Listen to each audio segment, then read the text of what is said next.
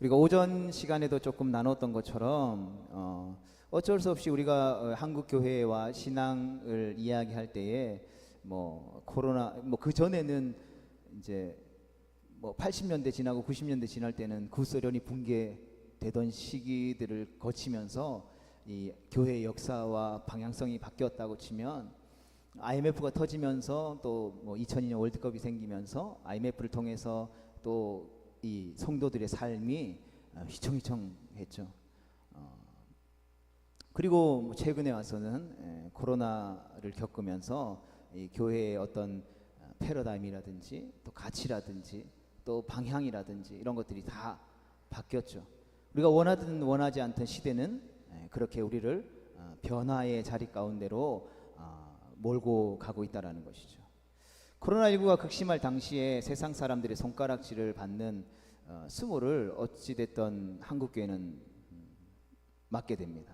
우리가 기억하는 대로 2020년 2월에 보면 대구의 신천지 그 이단들의 문제가 터지면서 걷잡을 수 없이 코로나가 이제 확산되면서 뭐 우리와 상관없는 이단이지만 세상 사람들이 볼 때 우리나 그들이나 똑같은 뭐 종교인들이잖아요. 뭐 교회라고 이야기하니까 뭐 그런 문제들이 터졌고 뭐 어떤 수원에 있는 교회였던 것 같아요. 뭐 수원에 있는 교회는 소금이 바이러스 코로나 바이러스를 뭐 잡아준다 해가지고 교회 들어오는 사람들 입 벌려 해가지고 분무기에 소금물 막 뿌리면서 이거 입에 뿌리면 괜찮아 뭐 이게 막 뉴스에 대해서 특별되면서 막 문제가 되기도 했죠. 그래서 알고 봤더니 거기도 뭐 이단의 한 사람들이 모여 있었던 건강하지 못한 교회였다 뭐 이렇게 황당한 일들이 있었죠.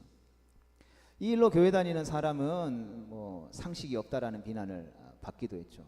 제가 사역하던 교회도 이렇게 MBC에서 기자가 이렇게 찾아왔어요. 카메라랑 뭐 기자 들고 와가지고 뭐 이제 그때 이제 담임 목사님께서 코로나 시기여도 우리가 예배를 드려야 한다라는 것들을 주장하다 보니까 이제 찾아왔어요. 처음에 원래 막 찍다가 찍으면 안 된다 뭐 하다가 끝나고 나서는 좀 이렇게 회유 같은 걸 하더라고요. 우리가 있는 그대로 기사를 낼 테니까 인터뷰하고 쓰게 해달라. 그랬더니 나중에 그날 이제 낮에 하고 주일 저녁에 MBC 뉴스에 나오는데 막 제가 모자이크 돼서 찬양하는 영상 막 나오고 막 교회 장로님이 뭐 죽더라도 뭐 목사님 따라서 예배드리기 뭐 이런 식으로 하면서 막 교회가 막무가내 뭐 그런 뉴스들이 나와서 우리도 항의했죠. 왜 이렇게 왜곡해서 이렇게 편집해가지고 짜집기 해서 방송하느냐. 그러고 나서 이제 뭐 이건 잘못된 거 아니냐 수정을 요구했더니 뭐 이미 그 방송 다 나가고 뭐 한 일주일인가 지나고 뭐 그게 수정돼서 기사가 뭐 올라왔더라고요. 근데 이미 사실 뭐 그 이후에 뭐 후속 기사들을 뭐 보는 사람들이 어디 있겠습니까? 어찌 됐든지 간에 교회는 저 목사를 위해서 죽을 수도 있다 뭐 이런 이야기들도 하고 뭐 막 소금 뿌리면 괜찮다 건강하다 예배 드려도 된다 하기도 하고 뭐 이단들이 막 몰래 모여가지고 모임을 하고 뭐 그런 상황들을 생기면서 뭐 그 후에도 한참 동안 교회 안에 확진자들이 끊임없이 나와서 물론 교회를 타겟으로 삼은 부분들도 있겠지만 많은 사람들에게 따가운 은총을 받았죠. 세상 사람들이 교회를 비난하는 이유 중 하나는 교회가 이기적이라는 거죠. 그때 당시에도 세상 사람들이 코로나이기 때문에 제발 모이지 말아라고 하는데 우리는 하나님을 어떻게 예배를 멈출 수 있습니까? 라고 해서 우리는 모여야 되겠습니다 라고 했더니 교회가 저렇게 코로나인데도 위험한데도 모이는 이유는 돈 때문이야 라고 비난하기 시작하죠.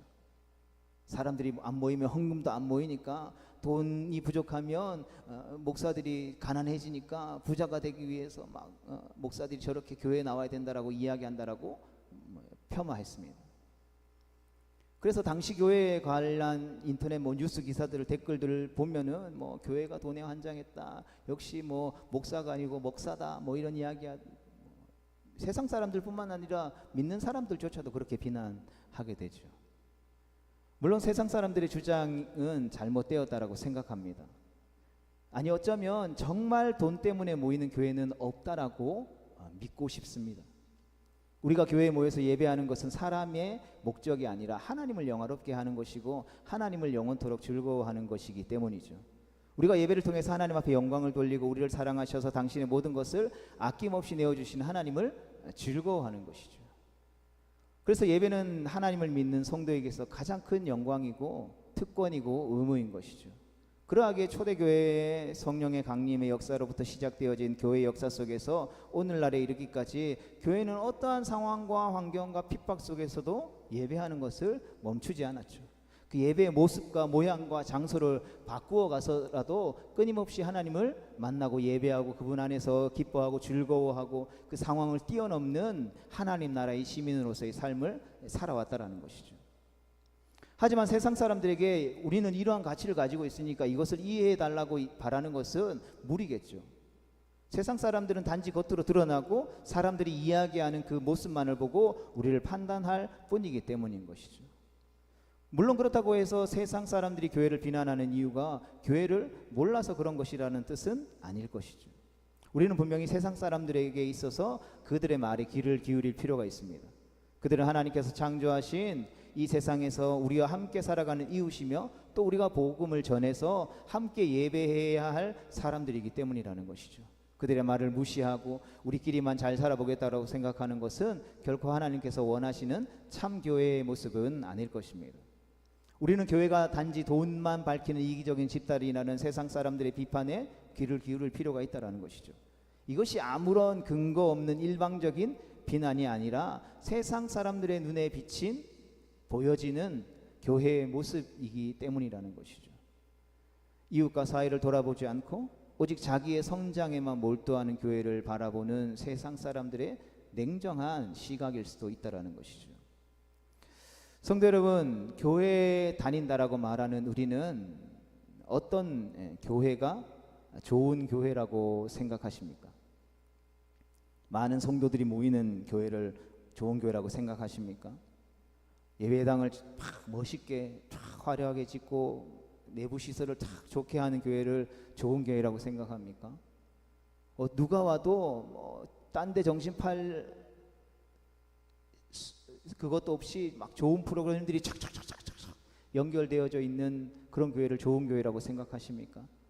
아니면 모든 사람들이 존경하고 칭송하는 훌륭한 목회자가 있는 교회를 좋은 교회라고 생각하십니까? 우리가 원하든 원하지 않든 은연중에 우리는 이러한 교회들을 좋은 교회라고 생각하죠.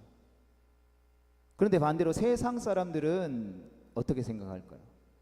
바로 우리가 이렇게 생각하는 교회들을, 앞에서 언급했던 교회들을 좋은 교회라고 생각할까요? 실제로 그렇지 않다라는 것이죠.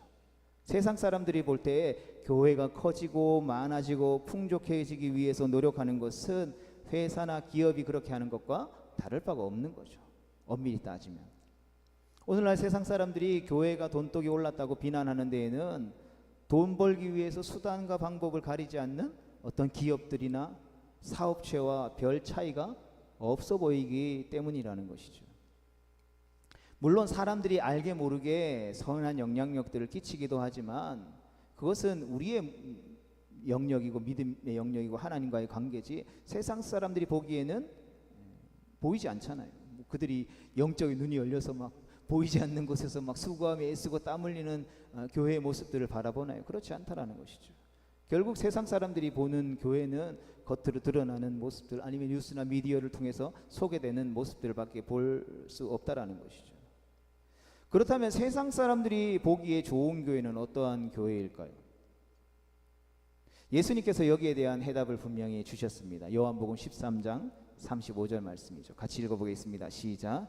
너희가 서로 사랑하면 이로써 모든 사람이 너희가 내 제자인 줄 알리라. 아멘. 동의하십니까? 예수님의 말씀이죠. 세상 사람들이 보기에 가장 좋은 교회는 어떠한 교회라고요? 성도가 서로 사랑하는 교회라는 것이죠. 예배당에 아무리 크고 멋진 예배당을 지어놓고 멋지게 십자가를 달았다 하더라도 세상 사람들이 그 화려한 건물과 십자가를 보고 우리를 예수님의 제자로 아는 것이 아니라는 것이죠. 나 교회 다녀 이렇게 말한다라고 해서 세상 사람들이 너 예수님의 제자구나 이렇게 말하지 않는다라는 것이죠. 나 교회 다녀. 요즘은 세상 사람들이 어쩌라고 그래서 이렇게 오히려 반문한다라는 것이죠. 세상 사람들은 성공한 사람들이 교회에 많이 다니고 훌륭한 사람들, 정치인들, 뭐 유명한 사람들이 교회에 많이 앉아 있다라고 해서 세상 사람들이 우리를 예수님의 제자로 보지 않는다라는 것이죠. 어떨 때 본다고요? 세상 사람들은 우리가 서로 사랑할 때에 서로의 부족함과 연약함이 드러나지만 그럼에도 불구하고 용납하고 용서하고 격려하고 품어줄 때에 우리를 예수님의 제자로 본다라는 것이죠. 물론 교회는 교회마다의 역할들이 있죠. 교회에는 다양한 구성원들이 존재합니다. 그런데 어느 순간 그 교회의 구성원들이 자리 잡기 시작하면서 부족하고 연약함 가운데 있는 사람들이 설 자리가 교회에 사라지는 모습들을 발견하게 된다는 것이죠. 용납하고 용서하고 격려하고 품어주기보다는 자기들이 가지고 있는 종교적인 형식과 틀에 맞지 않는 사람들은 배척하고 교회에 나오지 않았으면 좋겠다라고 생각하는 것이죠. 교회에 재정적으로나 어떤 모양적으로 도움을 줄 수 있는 사람이 오길 바라지, 끊임없이 교회에서 무엇인가를 받아서 부족하고 연약한 삶을 채우는 사람들이 오기를 바라지 않는 것이 오늘날 교회의 실제적인 모습이다라는 것이죠. 세상 사람들은 우리가 서로 사랑할 때에 예수님의 제자로 본다라는 것이죠. 왜 그렇게 본다고 예수님이 말씀하셨을까요? 그런 모습을 우리가 속해서 살아가는 이 세상에서는 찾아보기 어렵기 때문인 것이죠. 여러분, 세상에 큰 건물이 얼마나 많겠습니까? 많은 사람들이 모이는 곳도 얼마나 많겠습니까? 뭐 최근에 이 알고리즘에 의해서 뭐 이렇게 일본의 도쿄돔에서 팬미팅을 했던 뉴진스라는 걸그룹 막 이게 모임이 있다고 막 대대적으로 막 뉴스도 나오고 막 하던데, 그 도쿄돔이라는 야구장에 뭐 몇만 명이 들어갈 수 있는데 이틀간 팬미팅을 했는데 10만 명이 넘게 모였다고 이야기하잖아요. 뭐 그렇게 모이는 모임이 얼마나 많아요. 그런데 세상이 그런 것에 감동받지 않는다라는 것이죠. 세상 사람들이 정말 보기를 원하는 것은 자기만 아는 이기적인 이 세상에서 아무 조건 없이 서로 사랑하고 용서하는 그러한 모습이라는 것입니다. 세상 사람들이 교회를 지나치다 싶을 정도로 욕하고 비난하는 것은 교회마저도 이 세상과 다르지 않은 것에 대한 실망 때문이라는 것이죠. 자기들과 다를 거라고 생각했는데 나랑 별반 다를 것 없네? 그러한 이기적인 모습에 세상은 분노하는 것이죠. 그러므로 우리는 세상 사람들이 교회를 향해 퍼붓는 어떤 지나친 비난을 들으며 함께 비난하고 화를 내는 것이 아니라 세상을 닮아버린 우리의 모습들을 되돌아볼 수 있어야 하는 것이죠. 그런 면에서 우리는 예수님의 말씀처럼 정말 서로 사랑하고 있는지 돌아보아야 하는 것이죠. 우리 자신의 이기적인 욕망을 죽이고 나보다 남을 낮게 여겨서 서로를 먼저 배려하고 용서하며 먼저 다가가고 사랑하고 있냐라는 것이죠. 우리가 서로 사랑할 때에, 그렇게 행동할 때에 세상 사람들은 우리를 자신들과 전혀 다른 예수님의 제자로 보게 된다라는 것입니다. 세상 사람들의 분노와 비난은 세상에 이처럼 교회가 많은데 예수님의 제자들은 도무지 찾아볼 수 없기 때문이라는 것이죠. 여러분, 이런 면에서 바울은 본문 말씀을 통해서 교회 안에 서로 사랑하기 위해 우리에게 필요한 중요한 사실을 가르쳐주고 있습니다. 오늘 말씀을 기록한 사도 바울은 빌립보 교회 성도들을 매우 사랑했습니다. 얼마나 사랑했는지 하나님이 내가 성도들을 사랑하는지를 알게 하는 증인이다라고 말할 정도였죠. 그래서 바울은 빌립보 교회 성도들을 부를 때에 단지 내 사랑하는 형제들이라고만 부르지 않고 자신이 사랑하고 사모하는 형제들, 그들은 나의 기쁨이요 나의 면류관이 사랑하는 자들이라고 아주 길게 그들을 표현하며 불렀다라는 것이죠. 그만큼 바울의 사랑이 컸다라는 것이죠. 여러분, 근데 바울이 빌립보 교회 성도들을 이렇게 사랑하는 것은 그런 사랑을 받을 만큼 빌립보 교회 성도들이 훌륭했기 때문일까요? 그렇지 않다라는 것이죠. 성도들, 이 세상에 완벽한 교회는 결코 존재하지 않습니다. 교회에서 속상한 일이 생기면 여기만 교회냐 하면서 다른 교회를 가는 사람들이 많은 시대죠. 교회에 문제들이 있어서 그냥 교회 안 가고 그냥 온라인으로 예배 드릴래 하고 말하는 사람들이 많은 시대이지만, 뭐 온라인으로 드리던 다른 교회를 가든 여러분 별 수 있을까요? 이미 그렇게 말하는 내 자신이 온전하지 않은데, 내 자신이 완벽한 교회로서의 역할을 하지 못하는데, 내가 다른 교회 간다고 내가 속한 그 교회가 완벽한 완전한 교회가 될 수 있을까요? 내가 이미 연약하고 부족한 죄인인 내가 앉아있는 그 순간부터 그 교회는 완벽한 교회가 되지 못한다라는 것이죠.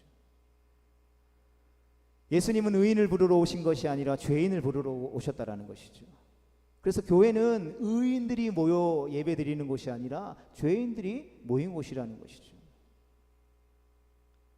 당연히 탈도 많고 문제도 많은 것은 당연한 거죠. 여러분, 교회 안에 많은 사람들이 모여서 함께 공동체로 모여서 생활하는데 아무런 문제가 없습니까? 그건 건강한 교회가 아니죠. 다 가면 쓰고 있는 거죠. 그 완벽한 교회가 어디 있겠습니까? 빌립보 교회도 마찬가지였다라는 것이죠. 바울이 빌립보 교회 성도들을 사랑한 것은 그들이 사랑받을 만한 자격이 있어서가 아니었다라는 것이죠. 바울이 그들을 사랑한 것은 사랑받을 자격이 없는 사람을 사랑하시는 하나님이 바울 자신을 먼저 사랑해 주셨기 때문이라는 것이죠. 하나님은 원수도 사랑하시는 사랑의 하나님이십니다. 바울은 그 사랑을 본받아서 빌립보 교회 성도들을 사랑했다라는 것이죠. 우리가 오전 예배 때 나누었던 스데반 집사님이 돌에 맞아 죽을 때에 사도 바울이 앞장서서 저 사람은 저렇게 돌에 맞아 죽어 마땅해 라고 이야기하면서 교회를 핍박했던 인물이었습니다. 그런 자를 하나님이 만나 주셨고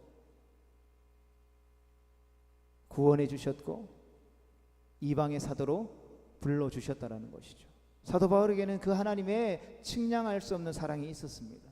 그러하기에 정말 하나님이 기뻐하시지 않는 일에 앞장섰던 나 같은 자도 사랑해 주셨다면 나보다 나은 이 사람을 내가 어찌 사랑하지 않을 수 있냐라는 것이죠.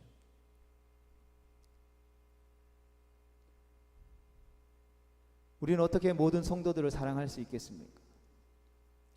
저런 사람 도저히 내가 사랑할 수 없어라고 생각하는 사람이 한 명 정도는 있겠죠.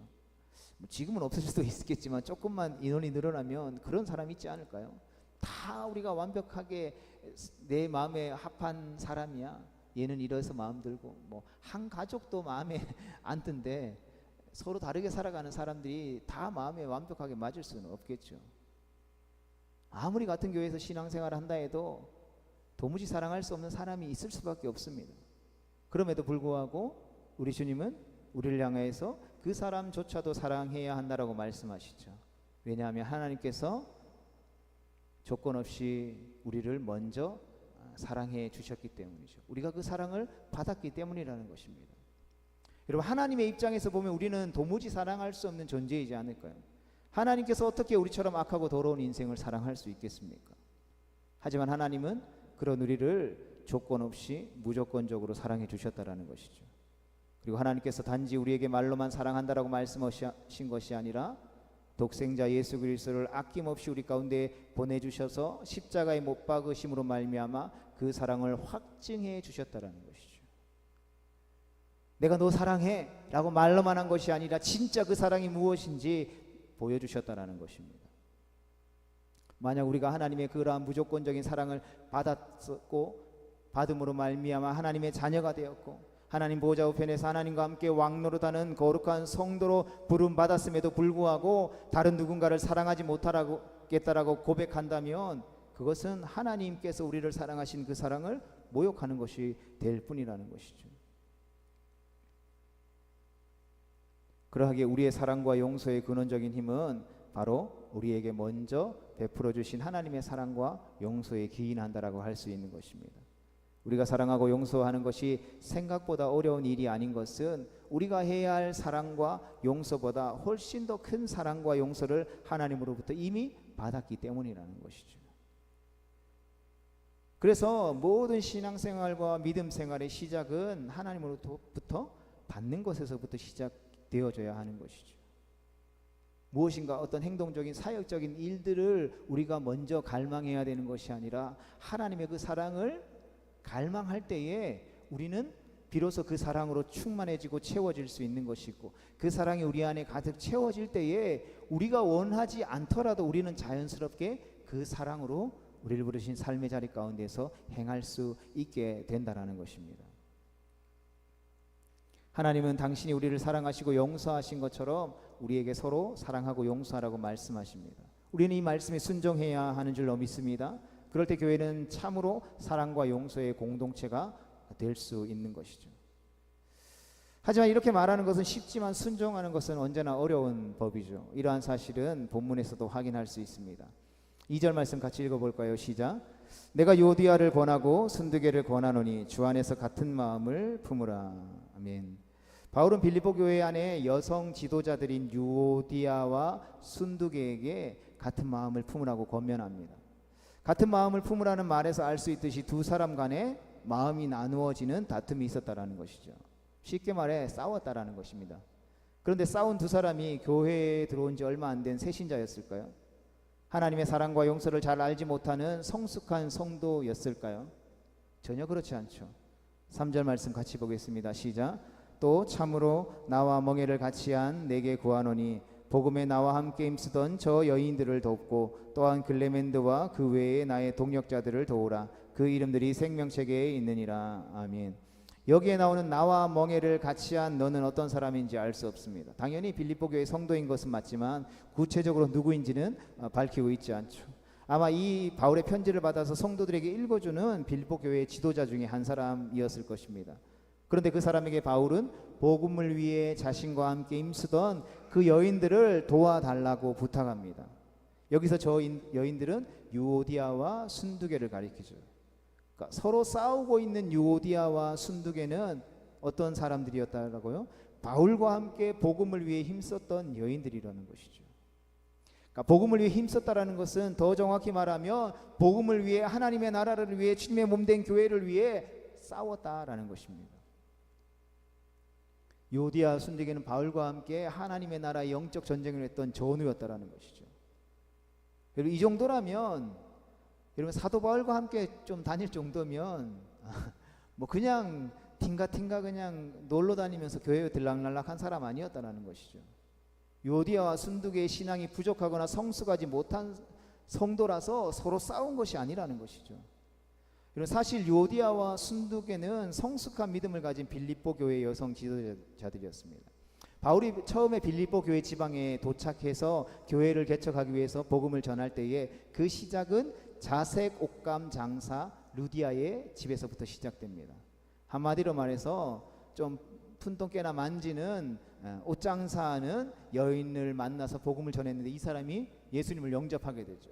그래서 그 부자 여인 집에서 이 빌립보 교회가 시작되었다라는 것입니다. 그녀는 바울을 통해서 복음을 받아들이고 자신의 집을 교회당으로 사용하게 되었다라는 것이죠. 그러니까 빌립보 교회는 처음부터 자연스럽게 여성들의 영향을 받으면서 시작되었다라는 것이죠. 이 영향 때문인지 몰라도 빌립보 교회 안에는 여성 지도자들의 역할들이 아주 컸습니다. 그리고 그 여성 지도자들 가운데 유오디아와 순두개가 있었다라는 것이죠. 그런데 이 영향력을 가지고 있는 지도자들이 서로 싸우고 있으니 교회가 어려움에 빠질 수밖에 없다라는 것이죠. 이처럼 하나님의 말씀에 순종하는 것이 얼마나 어려운지는 모릅니다. 뭐 교회에 처음 나와서 뭐 아무것도 모르는 사람들이 어렵겠습니까? 신앙생활을 오래 한 성도도 하나님의 말씀에 온전히 순종하는 것이 쉽지 않죠. 바울과 함께 복음을 위해 싸웠던 유오디아와 순두개가 하나님의 사랑이 무엇인지 몰라서 싸웠겠습니까? 하나님의 말씀을 매일 읽지 않았기 때문에 싸웠겠습니까? 매일매일 예배하지 않았기 때문에 싸웠겠습니까? 서로 용서하는 것이 하나님의 뜻인지 몰라서 다투었겠습니까? 그렇지 않죠. 제가 선교지에 있을 때도 뭐 함께 공동체 생활하는 친구 가정과도 뭐 복음을 위해 순교도 각오하고 선교지에 갔는데 몰라서 싸웠겠습니까? 몰라서 용서하지 못했겠습니까? 몰라서 화해의 손길을 내밀지 않았겠습니까? 다 알고 있었어요. 하지만 알아도 순종하지 못하는 것이 죄인된 우리의 본성이라는 것이죠. 그런 면에서 우리는 교회 안에 다른 성도들을 바라보면서 너무 쉽게 비판하거나 정죄하지 말아야 할 것 같습니다. 목사인 저조차도 뭐 말씀을 몰라서 그렇게 행동하겠습니까? 여러분들이 믿음이 부족해서 그런 잘못을 저지르겠습니까? 알아도 제대로 순종하지 못하는 존재가 우리인 것이죠. 오랫동안 신앙생활을 하고 직분을 받아서 봉사를 잘하는 그런 성도도 얼마든지 잘못을 저지르고 넘어질 수 있다라는 것이죠. 그러므로 우리는 교회 안에서 서로 판단하고 정죄하기 전에 서로 불쌍히 여겨주는 마음이, 긍휼의 마음이 필요한 것입니다. 그래서 바울은 다음과 같이 우리에게 권면하죠. 같이 보겠습니다. 시작. 서로 친절하게 하며 불쌍히 여기며 서로 용서하기를 하나님이 그리스도 안에서 너희를 용서하심과 같이 하라. 아멘. 바울이 뭐라고 권명합니까? 서로를 불쌍히 여기라는 것이죠. 저 어떻게 목사, 저 어떻게 집사님이, 어떻게 교회에 다닌다고 하는 사람이 저럴 수 있어 라고 우리가 판단하고 정죄하고 공격하기 전에 우리는 그를 불쌍히 여길 필요가 있다라는 것이죠. 여러분, 그렇게 공격하기 시작하면 어떻게 우리가 서로 사랑할 수 있을까요? 이미 비판하고 정죄했는데 그래 내가 다시 사랑해야지, 불가능하다라는 것이죠. 우리가 서로 불쌍히 여길 때에 우리는 사랑할 수 있는 것입니다. 바울이 그런 태도를 취하죠. 내가 유오디아를 권하고 순두개를 권하니 주 안에서 같은 마음을 품으라. 여러분, 이 말씀에서 주목할 부분이 있죠. 바울이 얼마나 조심해서 말하고 있는지 모른다는 사실입니다. 바울은 예수님께서 세우신 사도죠. 당시 빌립보 교회를 개척한 담임 목사였습니다. 모든 교회에서 존경받는 권위 있는 사역자라는 것이죠. 그가 얼마든지 자신이 가지고 있었던 권위로 서로 다투고 있는 유오디아와 순두개를 야단치면서 같은 마음 품어야지 왜 너 성숙하지 못하고 싸워, 강하게 명령할 수 있었다라는 것이죠. 하지만 바울이 그렇게 하지 않았다라는 것입니다. 오히려 조심스럽게 이야기하고 있는 것이죠. 그래서 이 2절 말씀을 더 정확하게 번역하면 이렇습니다. 나는 유오디아를 권합니다. 나는 순두개를 권면합니다. 두 분은 주 안에서 같은 마음을 품어주십시오. 바울은 일부러 유오디아와 순두개를 따로따로 부르며 각각 권면하죠. 자신이 누구의 편도 아님을 보여주기 위한 것도 있지만 무엇보다 그들을 존중하고 있다라는 사실을 그들에게 보여주기 위한 것이었습니다. 사실 엄밀히 따지고 보면 사도 바울 입장에서 이 두 사람이 얼마나 괘씸하겠습니까? 새신자도 아니고 교회를 이끌어가는 리더들이 이처럼 싸워서 교회의 분란을 일으키면 교회는 큰 타격을 받을 수밖에 없죠. 우리가 앞에서 살펴보았던 것처럼 빌립보 교회에 아무런 문제가 없고 그냥 이 둘만 싸워서 어려움이 있었던 교회가 아니었잖아요. 얼마나 많은 문제들이 있었습니까? 내외부적으로. 오히려 리더들이 그들을 다독여야 할 그 상황에 그들이 싸웠다라는 것이죠. 그러나 그럼에도 불구하고 사도 바울은 그들을 불쌍히 여겼다라는 것입니다. 그들도 얼마든지 잘못할 수 있는 연약한 사람이라고 생각했다라는 것이죠. 그래서 그는 아주 정중하게 유오디아와 순두개에게 각각 권면하면서 같은 마음을 품으라고 사랑으로 권면했다라는 것이죠. 그뿐 아니라 바울은 함께 멍에를 같이 한 빌립보 교회의 지도자인 한 사람에게 이 유오디아와 순두개를 도와주라고 권면합니다. 그러니까 두 사람의 다툼을 해결하기 위한 중재자로 세웠던 것이죠. 그러니까 작은 다툼이 커지는 데는 싸우는 두 사람 곁에서 부추기는 사람들이 있기 때문인 것이죠. 그러니까 불난집에 부채질한 사람들이 있기 때문에 사소한 다툼이 큰 다툼으로 번질 수 있다는 것이죠. 하지만 교회 안에는 부채질하는 사람이 아니라 불을 끄는 사람이 필요할 것입니다. 어느 한쪽 편에 서서 동의해 주는 것이 아니라 중간에 서서 서로 두 사람을 포용하면서 그 두 사람이 화해할 수 있도록 도와주는 사람이 꼭 필요하다라는 것이죠. 바울은 오늘 본문에 나와 있지는 않지만 이름 모를 빌립보 교회의 지도자에게 이것을 부탁하고 있는 것입니다. 그런데 바울이 서로 다투고 있는 유오디아와 순두개에게 같은 마음을 품으라고 권할 때에 그들이 반드시 그렇게 해야 하는 이유를 또한 밝혀주고 있죠. 그것은 바로 그들이 주님 안에 있기 때문이라는 것이죠. 바울은 단순히 같은 마음을 품으세요 라고만 말하지 않고 주님 안에서 같은 마음을 품으라고 권면한다라는 것이죠. 여기서 주 안에라는 단어가 정말 중요합니다. 먼저 주 안에라는 말은 우리가 지금 처한 위치가 어디에 있는지를 알려주죠. 어디에 있다라는 것입니까? 주님 안에 있다라는 것이죠. 예수님을 믿는 우리는 하나도 예외 없이 주님이신 예수님 안에 위치하고 있다라는 것입니다. 같은 주님을 섬기고 있다라는 것이죠. 그런데 우리가 섬기는 주님은 어떤 분이십니까? 제자들의 더러운 발을 기꺼이 무릎 꿇고 씻어주신 분이시죠. 낮고 천한 피조물인 인간의 몸을 입고 이 땅에 종으로 오신 분이시다라는 것이죠. 여러분, 그렇다면 섬기는 주님 안에 있는 그 사랑의 본을 보여주시고 너희도 이와 같이 말씀하라고 말씀하시는 주님 안에 있는 우리 또한 서로를 섬기고 서로를 향해서 능히 종이 되어서 섬기는 것이 마땅하다라는 것이죠. 우리가 섬김으로써, 우리가 서로 종이 되어줌으로써 우리가 지금 현재 주님 안에 있다라는 것을 우리는 증명할 수 있다라는 것입니다. 우리가 예수님의 사람인 것을, 주님의 사람인 것을 우리가 무엇을 통해서 가장 분명하게 증명할 수 있을까요? 내가 신학대학을 나와서 박사과정을 밟았다고 해서 그것을 증명할 수 있습니까? 나는 한 번 기도하면 한 3시간 기도해. 나는 봉사 나가면 뭐 하루는 그냥 훌쩍 봉사해. 아니라는 것이죠. 예수님처럼 자기보다 낮은 사람을 기꺼이 섬기는 것을 통해서, 자기보다 높은 사람을 섬기는 것은 세상 사람들도 하는 일이라는 것이죠. 하지만 자기보다 낮은 사람을 섬기는 것은 오직 예수님 안에 있는 사람뿐이라는 것입니다. 우리가 자기보다 남을 낮게 여기고 기꺼이 섬길 때에 교회 안에는 그 어떤 다툼도 있을 수 없는 것이죠. 왜냐하면 모든 다툼의 시작은 다른 사람보다 자신을 높이고 싶을 때에 일어나기 때문인 것입니다. 우리가 종으로서 제자의 발을 닦으신 예수님을 따를 때 우리는 누구와도 화평을 이룰 수 있는 것이죠. 이런 이유로 사도 바울은 유오디아와 순두계에게 주 안에서 같은 마음을 품으십시오라고 권면했던 것입니다.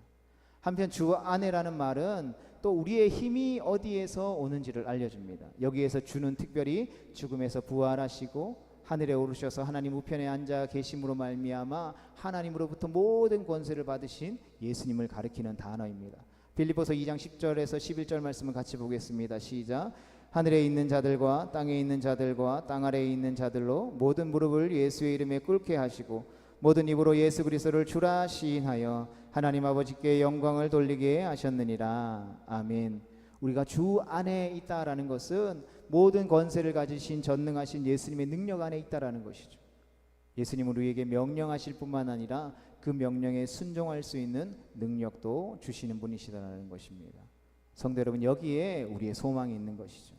바울이 아무리 같은 마음을 품으라고 말해도 우리의 힘으로는 어렵다라는 것이죠. 서로를 불쌍히 여길 힘도, 서로를 사랑할 힘도, 누구를 섬기며 종이 되어질 힘이 없다라는 것이죠.